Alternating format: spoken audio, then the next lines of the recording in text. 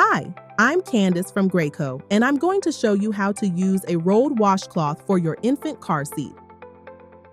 To shape the rolled washcloth, fold a washcloth so that two sides meet in the middle with no overlapping.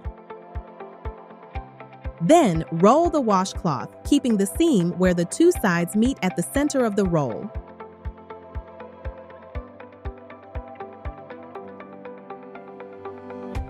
While Graco prefers that you use the supplied infant head and body support, you are permitted to use a rolled washcloth to help support your infant. Place the rolled washcloth between the infant and the buckle in a U shape.